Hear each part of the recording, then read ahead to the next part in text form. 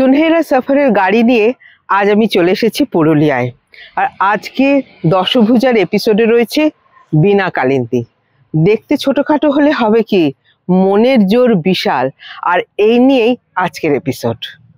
আমি বাবা মায়ের সাথে প্রথম থেকে চাইল্ড লেবার ছিলাম। বাবা মায়ের সঙ্গে কাজ করতাম, বাঁশের ঝুড়ি বানাতাম। সেই সময় বাড়িতেই আমি থাকতাম, বন থেকে কাঠ আনে বিক্রি করতাম, বিক্রি করে খেতাম। সেই সময় দেখছি 2007 থেকে চাইল্ড লেবার স্কুল একটা খুলেছিল। তখন আমাকে মাস্টার মশাই আসে বলেছে যে বীণা, তোমাকে স্কুলে ভর্তি করব। সেই সময় আমি যখন স্কুলে গেলাম তখন বুঝতে পারলাম যে স্কুলে একটা পড়াশোনা করে কি হবে, কি ভাববো। তারপরে অনেক ছেলে মেয়ে স্কুলে যেত, ওরা খেলাধুলা করতো, সেই ইচ্ছা করতো, কিন্তু আমাকে বাড়িতে সব কাজ করতে হতো। তারপর থেকে যখন আমি চাইল্ড লেবার স্কুলে যেতে লাগলাম, যেতে ক্লাস 3-তে যখন আমি পড়াশোনা করেছি, সেই সময় হঠাৎ আমাকে পাত্রপক্ষ দেখতে আসে। হঠাৎ বাবা মা ঠিক করে যে আমার বিয়ে দেব। তখন আমি সেই সময় আমার বাড়ি থেকে স্কুলে গেছিলাম, আর স্কুলে থেকে খেলাধুলা আমাকে পুরুলিয়া নিয়ে গেছিল। তখন ওইখানে আমি বলছি স্যার, আমি তো বাড়ি যাব, আমার বিয়ের জন্য পাত্র এসেছে। তখন সেইখানে বললো, বলছে এত কম বয়সে বিয়ে কেন করবে তুমি? তখন ভাবছি যে আমি পড়াশোনা করে একটা নিজের পায়ে দাঁড়াবো, তারপর আমি বিয়ে করব। তো বাবা মাকে মাস্টার মশাই এসে বোঝালো যে না, মেয়েটাকে পড়াশোনা করতে দাও, তোমরা কম বয়সে বিয়ে দিও না। আর আমি দেখি যে আমার দিদির বিয়ে হয়েছিল 12 বছর বয়সে। সেই এত কম বয়সে বিয়ে হয়েছিল, সে পাত্র আমার দিদিকে বিয়ের পর 1 বছর পরেই ছেড়ে দিয়েছিল। তখন আমি নিজেকে ভাবলাম যে আমার দিদির মতন আমারও যদি এই অবস্থাটা হয়ে যায়, আমি বিয়ে করব না। আমি নিজে সাহস করে তখন আমি সে প্রশাসনের কাছে গিয়ে বললাম যে আমি এত কম বয়সে বিয়ে করব না, আমি পড়াশোনা করে নিজের পায়ে দাঁড়াবো, তারপর আমি বিয়ে করব। খুব সহজ ছিল না সেই সময়টা। অনেক কঠিন পরিস্থিতির মধ্য দিয়ে যেতে হয়েছিল পুরো পরিবারটিকে। সেই সময় অনেক পাড়ার লোক আমার বাবা মাকে অনেক কিছু লাঞ্ছনা বলছিল, যে মেয়েটাকে বাড়িতেই রেখেছে, বিয়ে দিচ্ছে না। তখন বাবা মা আবার একটা চিন্তারিতে ছিল যে আমার মেয়েটা বিয়ে করছে না, কি করব। বাবা বলছে না বীণা, তোমাকে বিয়ে করতে হবে। আমাদের সমাজে তো কম বয়সে বিয়ে হয়, আর আমাদের মেয়ে থাকলে একটা বোঝা হিসাবে মনে করে। এই জন্য বাবা মা ভাবছিল আমি বিয়ে দিব। তখন বললাম না, আমি পড়াশোনা করব, আমি নিজের পায়ে দাঁড়াবো, বাবা আমি বিয়ে করব না। স্যার অনেকবার বুঝিয়ে বললো বাবাকে, তো বাবা বললো যে আমি পড়াশোনা ঘর থেকে পারবো না, আমার আর্থিক অবস্থা খুবই খারাপ। সেই সময় প্রসেনজিৎ কুন্ডু আর আরো অন্যান্য স্যার বলেছিল যে বীণার পড়াশোনার দায়িত্ব আমরা নিচ্ছি। আমি চাইল্ড লেবার স্কুল থেকে বার হয়ে আমি বাঘমুন্ডি গার্লস হস্টেলে আমাকে ভর্তি করেছিল স্যার। সেই টাইমে আমি পড়াশোনা করছিলাম। পড়াশোনা করে নিয়ে আমাকে অনেক স্যার বলেছিল, সবাই বলেছিল, প্রশাসন ওইখানে সবাই বলেছিল যে আমরা তোর পাশে আছি, তুমি পড়াশোনা করবি না, যা কিছু লাগবে আমরা দেব। কিন্তু আমি যখন ক্লাস 8-9 থেকে পড়াশোনা করেছি, সেই সময় থেকে আমার এত পড়াশোনার দিক থেকে বই খাতা সব কিছু এত কষ্টে আমি পড়াশোনা করেছি, সে আমি আপনাদেরকে বলে বুঝাতে পারছি না। তখন সেই সময় আমি ওই পড়াশোনা করার পর টিউশনি আর করার জন্য আমি কলকাতা, যখন আমার আন্টি জলি আন্টিকে আমি বলেছিলি যে আমাকে আন্টি পড়াশোনা করার জন্য কিছু টাকা লাগবে। তারপরে চিন্ময় স্যারকেও বলেছি, বাণী স্যারকেও বলেছি আমি। তারা সবাই আমাকে সাহায্য করেছিল। আমি ঠিকভাবে এই চেষ্টাও দিয়েছি। কলেজে অ্যাডমিশন যখন আমি হয়েছি, তখন আমাকে বাণী স্যার দিয়েছিল টাকা, সেই টাকা দিয়ে আমি অ্যাডমিশন হয়েছি। আর এখন আমি পড়াশোনা চালিয়ে গ্রাজুয়েশন কমপ্লিট করেছি। জীবনের প্রতিটি পদক্ষেপে পরীক্ষা দিয়ে যেতে হয়েছিল বীণাকে। সেই পরীক্ষায় উত্তীর্ণ হয়েছিল বলেই আজকের বীণাকে আমরা দেখতে পাচ্ছি। এখন আমি নিজের পায়ে দাঁড়িয়েছি, যে আমি একটা বাংমুন্ডি ব্লকে বেসরকারি একটা ছোটখাটো কাজ করি। আমি নিজের চোখের সামনে দেখেছিলাম একজনকে, যে কম বয়সে বিয়ে হয়ে তার বাচ্চাটাও মারা গেল এবং মাটাও মারা গেল। আমি সেই তখন ভাবেছি যে এই যে মারা যাচ্ছে মেয়েটা এবং বাচ্চাটা মারা গেল, তাহলে এটা হচ্ছে যে কম বয়সে বিয়ে হওয়ার কারণে এই দুর্ঘটনাটা হচ্ছে।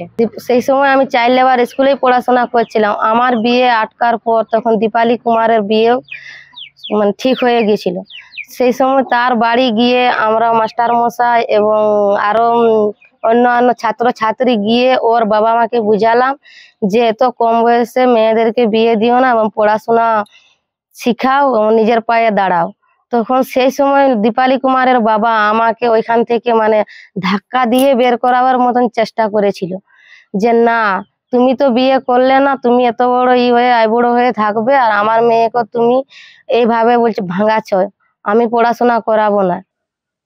বুকের মধ্যে যে আগুনটা বয়ে বেড়াচ্ছে বিনা, সেটা পোড়ানোর জন্য নয়, নিজেকে এবং অন্যকে শুদ্ধ করার জন্য। আমি যে এই কম বয়সে বিয়ে আটকেছিলাম এবং অন্য কারো বিয়েও আটকেছি এবং সমাজে অনেক আমি মিছিল করেছি যে এই কম বয়সে বিয়ে কেউ দেবে না 18 বছর না হলে। সেই সময় আমাকে মানে পেপার বার হয়েছিল, যে তখন ভাবেছে যে এত একটা সাহস বলে আমাকে রাষ্ট্রপতি ভবনে আমাকে ডাকেছিল। সেইখানে শ্রীমতী প্রতিভা পাটিল ছিলেন, আমাকে সেখানে ডাকে সম্মান দিয়েছে।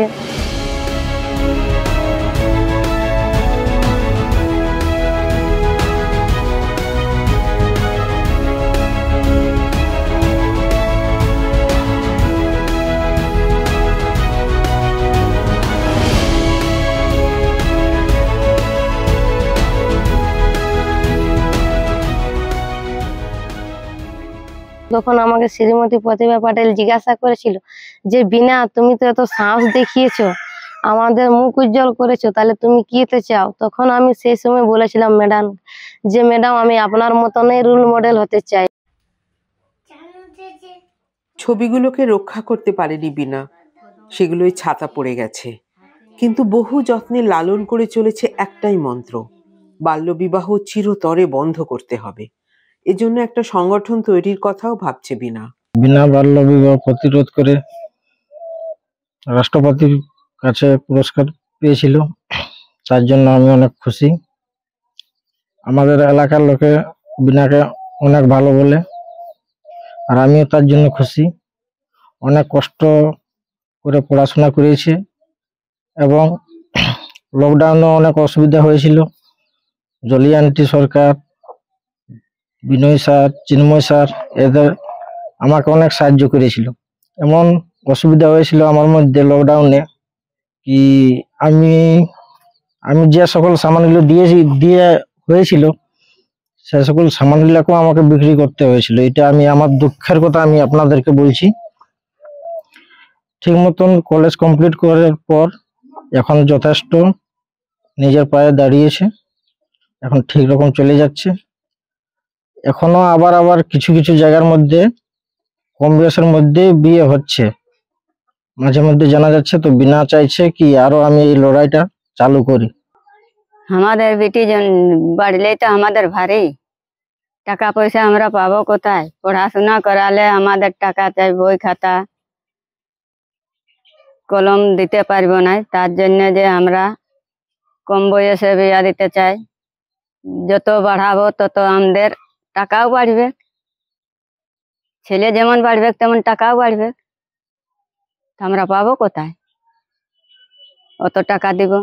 বাল্য বিবাহ নিয়ে বিনাদি অনেক কিছু করেছে, কিন্তু সবার জন্য অনেক কিছু করেছে, আমাদের জন্য অনেক কিছু করেছে।